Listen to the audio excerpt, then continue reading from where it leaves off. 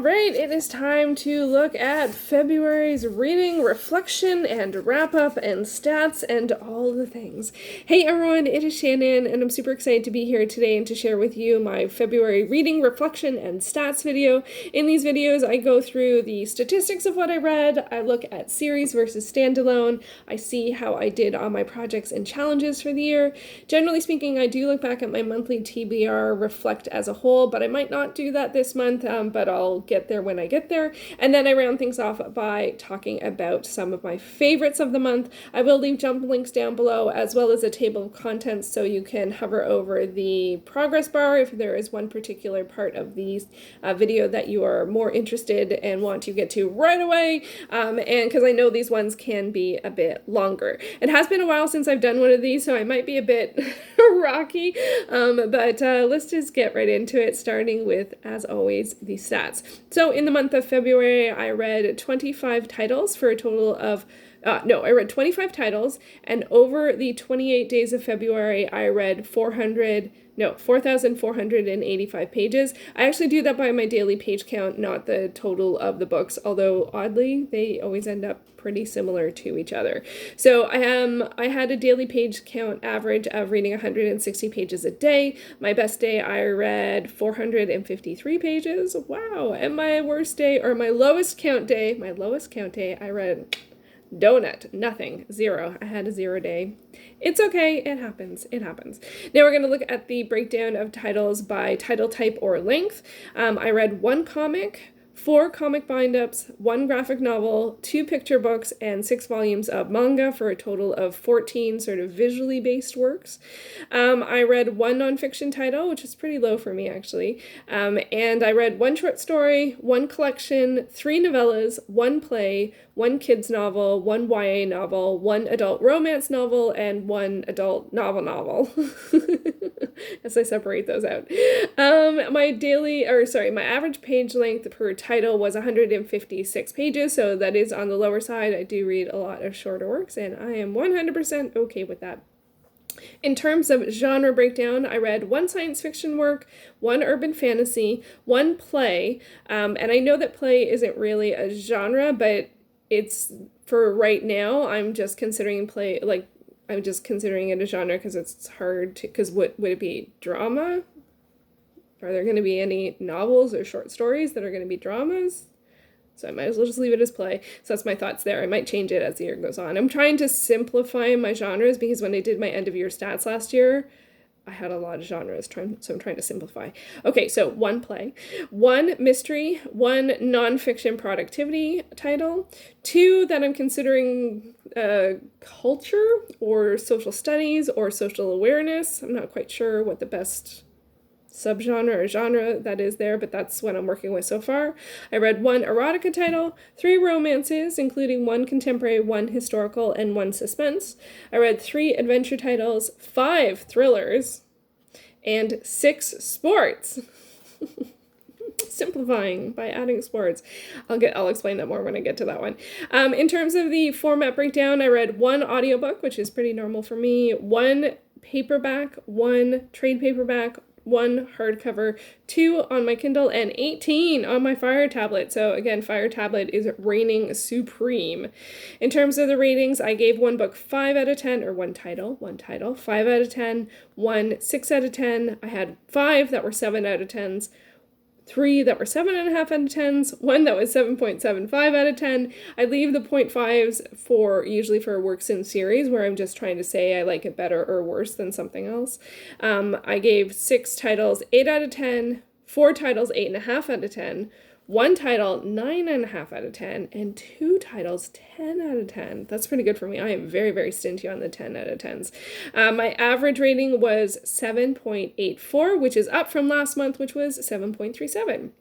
The shortest title I read is We Are Water Protectors by Carole, Lindstrom, illustrated by Michaela, Goade. It was 23 pages long, and this was like a social awareness work, and so that's one of the ones that I put under culture, but I don't know what the best thing, what the best category it is. I think it's often with kids' books, sometimes I, like this is a picture book, the genre feels like hard to identify because it's kind of nonfiction because it's about raising awareness for protecting water, but it also has a history element to it as well. I don't know. Let me know your thoughts on what you would consider this as a genre, and or those types of works as a genre. My longest title, I can't believe this, my longest title was It Begins with Betrayal by Iona Whishaw, which is the fourth in the Lane Winslow series. I talked about this a fair amount in several of my Friday reads. This is one that I split into two because it was so big at 361 pages. Mainly I wanted to test out my theory of is reading in volumes easier, and guess what? Yes, it is. So that was my longest title. My highest rated title that I read this month was All Out number 9 by Shiori Amase, translated by Erin Proctor. And this had a 4.67 on Goodreads. I gave it an 8. And the lowest rated was Blade Volume 1, Undead Again, written by Marc Gutenberg, and the artist is Howard Chaykin. This is, I gave it a 7, but it had a 3.1. 3.1. It's only a 2-volume comic bind-up series, and I finished it. Yay! Finished it.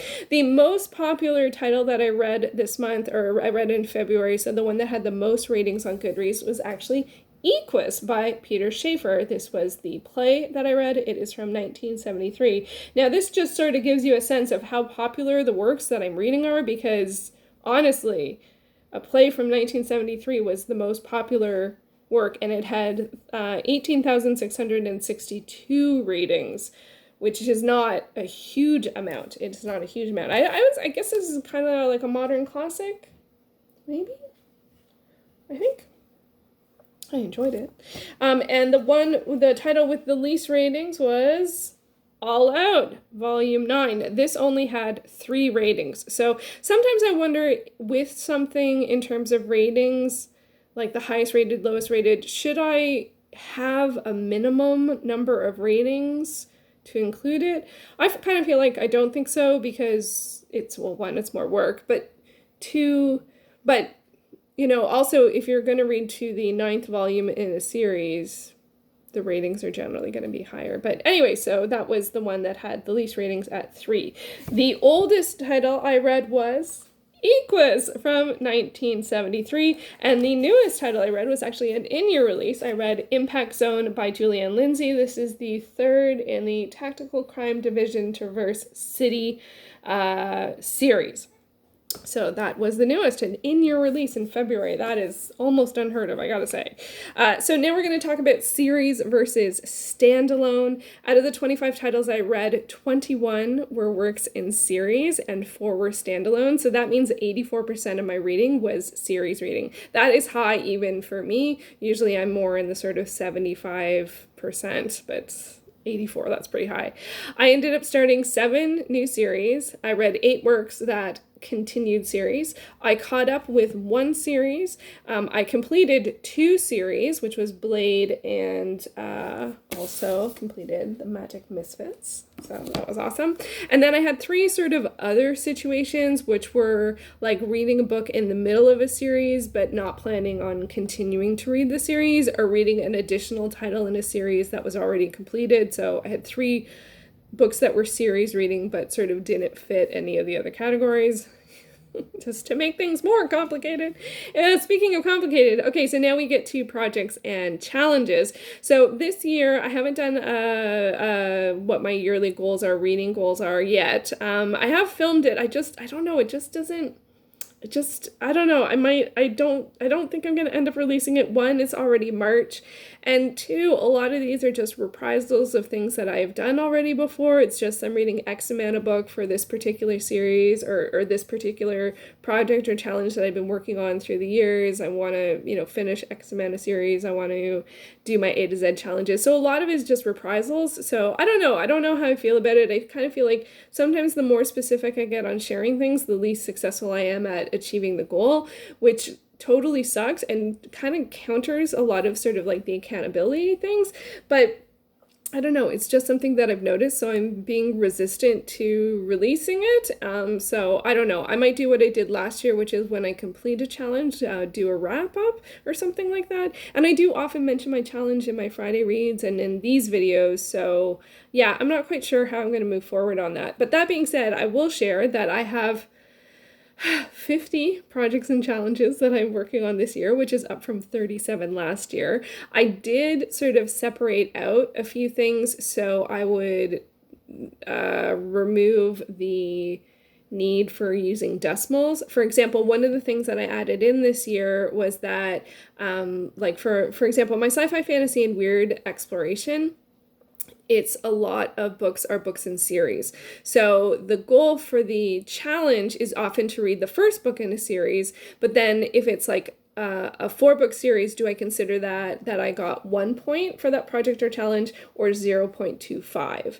So I decided, instead of getting into decimals, what I would do is I would give myself 1 point for reading the book that's a part of a challenge, but I've added a new level, so a new challenge, which is sci-fi, fantasy, and weird series continuations. So anytime I read a sequel or a book that's further in a series, I get another point. So 1 point for book 1 and 1 book for any further point. And I'm doing this for several of my challenges. Anything that is heavily series related, I will give myself a series continuation challenge and a point if I get that. So that was my way to get rid of decimals. So anyway, so I have a lot of repeats this year, and I've just sort of fine-tuned a few things. But into how I did in the month of February, 18 of the 25 titles I read were for projects and challenges.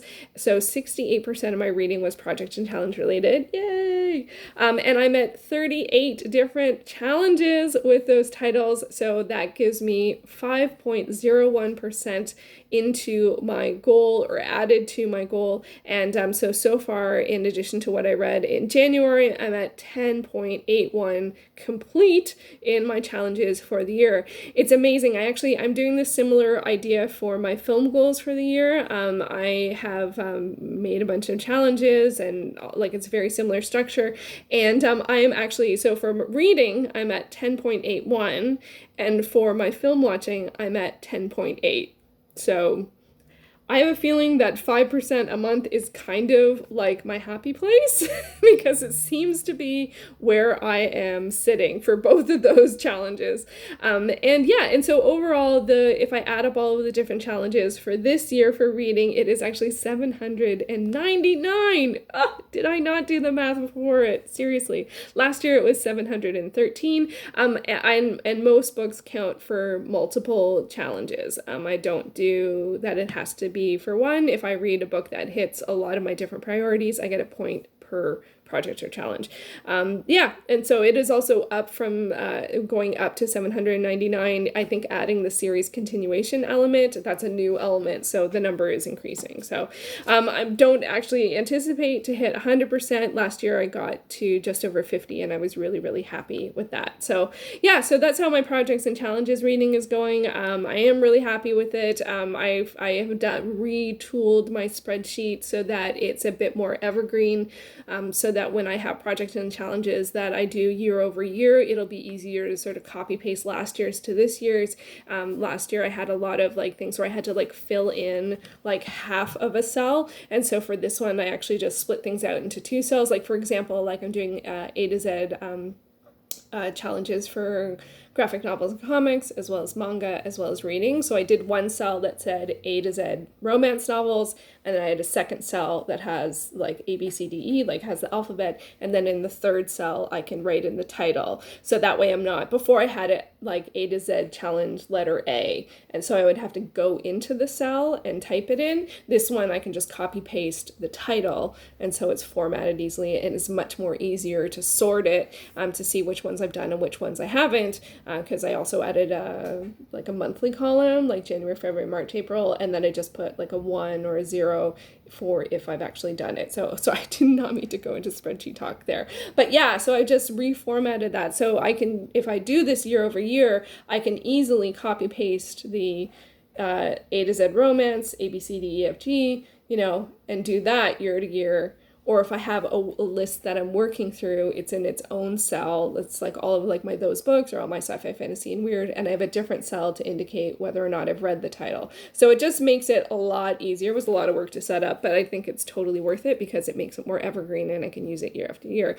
Because I have noticed I tend to do the same challenges year in and year out. So yeah, so I'm really happy with that, and I think it's going well. And yeah, so things are looking good. In terms of my month-specific challenges or reflecting back at my TBR as a whole, I think I'm going to leave this out of this video, and I might leave this out. I didn't really make a March TBR. I think as long as I'm working on my projects and challenges, I'm fine with that. I used to often reflect back on like how many books from my TBR did I read, how many did I not read, how many did I start and not finish, and to be honest, it ends up being about the same. I read about half the books I put on a TBR, whether it's for a month, a year, a week, a readathon, and that's just the truth. And when I've tried to get to 100% or increase the rate, I found like I've enjoyed reading less. So I think the truth is I just need more flexibility. And so I need a direction to go in, which is my goals or my TBR. And as long as I'm moving in that direction, it's fine. So I don't want to be always reflecting back on that I only got halfway. Of course, I could celebrate that I did half of it as opposed to be like, glass half empty, half full. But I didn't really look back on my February TBR. I just started reading in March. I might feel differently about this going forward. Like if I find like my numbers for my overall challenges are being very, very one-sided or not attending to something, I'm going to adjust. But I'm not really worried about that. And I used to look back on how many of the books I was carrying over month to month and wanting to finish about half of them. That is just gone out the window. I have so many books I'm currently reading, and it's getting pretty high. I will admit at this point it's pretty high, but it's because people talk about it so much. There's so much emphasis on it, but it doesn't really matter to me. Like it really doesn't. So I feel like I am letting it get to me when it doesn't matter to me. And if it does matter to me, then I can attend to it and reshelve them, but it doesn't. But it's one of those things that continually gets noted, so I think about it, but then I'm like, no, it's fine. And if it bothers me, I can attend to it, but it's not, so I'm going to leave it. So I'm going to leave that there for both of those. I also didn't do any readathons or participate in any challenges in February. I just read books.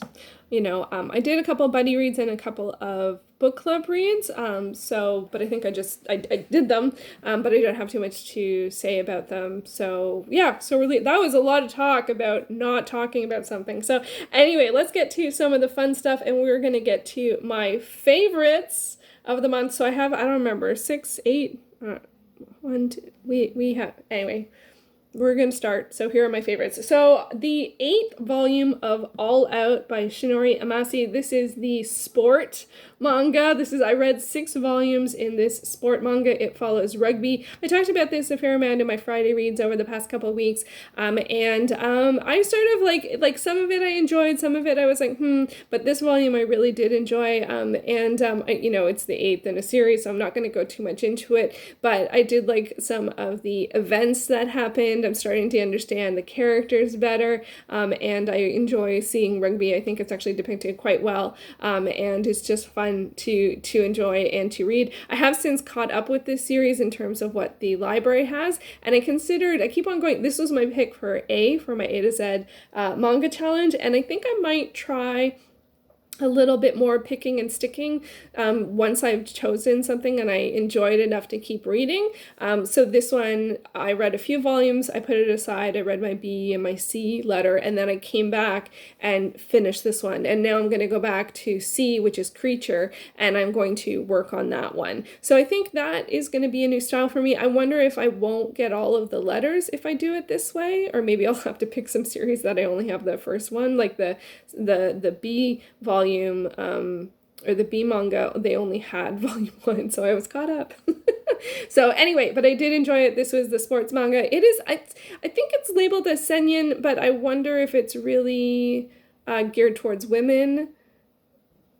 I'm not sure. I haven't found out tons of information on this series generally, but someone, I think on Goodreads that I follow, marked it as Senyin, so I am trusting that because I am not an expert. So I am enjoying it. I have caught up. I'm happy about that. My next most favorite title was actually Equus, the play. So this is a story about a boy who ends up, or he's 17, a young man who ends up in a facility because there has been quite an intense event, and so it's sort of between him and his psychiatrist, or psychologist, I think it's psychiatrist, and there are horses, a psychiatrist, and it was quite intense, but it was very moving, and it really sort of shifted my thinking into reading some works that really had some, like, really, like, I don't, that hit me more emotionally, or were well written or something like that. So it shifted my thinking a little bit on that. I usually read a variety of a whole bunch of stuff, but this one I was like, oh wow, this is really good. And sometimes it's good to read stuff that's really good. So, and it was really good. So there is that. Another one that I really enjoyed was The Productivity Project by Chris Bailey. The subtitle is Accomplishing More by Managing Your Time, Energy, and Attention. And it really does focus on productivity from the perspective of managing your time, energy, and attention. I thought this was really good. I listened to it half on audio and half on ebook so that I could get the exercises. And I thought it was very well done. And if you're interested in productivity, this is a good one. For sure. He does reflect back on, especially on the Getting Things Done, which is also by David Allen, which is a really great book. But I don't know how much updated it is into, we're much more paperless than when I did the Getting Things Done sort of method, although I still think that one works really well as well. So what else did I read? Oh yeah, okay, A Match Made for Thanksgiving by Jackie Lau. This is a novella. It is a contemporary romance set in Toronto, mostly in Toronto, and around Thanksgiving, and I really enjoyed it. I highly recommend it. This is the first in the Holiday at the Wong series, which is I think it's a series of novellas. I think they're all sort of like 100, 130, 80 pages, like around there. I got the bind up of all of them and really, really enjoyed it. So that was really fun. And then where do we go from there? Then The Magic Misfits, The Fourth Suit by Neil Patrick Harris, and just generally speaking, the entire series. This is a kid's series. I've talked about this a fair amount. Me and Izzy from Punk Rock Girl PA read the whole series together, and I do want to make a correction. One of the things that I've learned since reading this one follows Ridley, and she is a wheelchair user. That is the correct term. I think in one of my previous videos, I think I said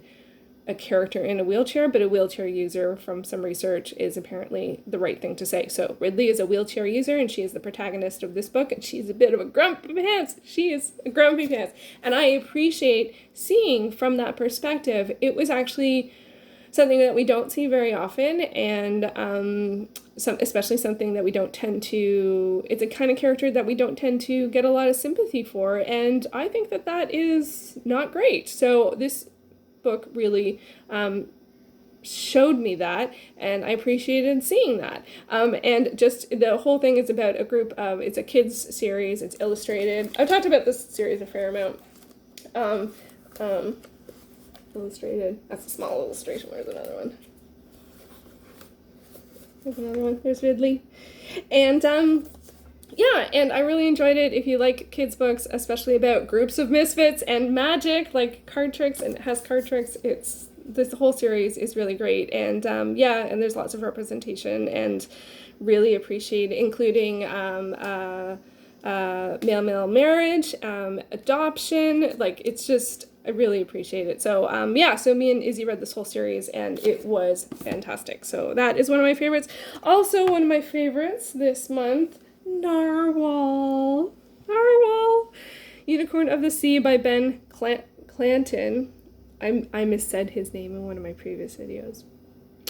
The list of the books and the authors and the illustrators and the translators is always in the description box below, but I did do that once. So this is the first in the Narwhal and Jelly series. It's a kid's book. I loved it so much. I loved it so much. I love Narwhal. He is, or I don't even know, actually I said he, but they, I don't think it's ever indicated. Narwhal is just a wonderful character. They are so happy and open and friendly and curious and inquisitive, and that's sort of the same thing. And Jelly's a little like they kind of have a friendship, a new friendship through the book, and it was wonderful. I loved it. Loved it. So that's Narwhal and or Narwhal Unicorn of the Sea, which I gave 10 out of 10 to, and my other 10 out of 10 was Beastly Bones by William Ritter. This is the second book in the Jacoby series. It's a YA historical urban fantasy following Abigail, who is a young woman who is working for Jacoby, who's sort of like a paranormal investigator. Like he's a private investigator and aware of and can interact with the paranormal in a world where that is not really. Most people don't know that there is more.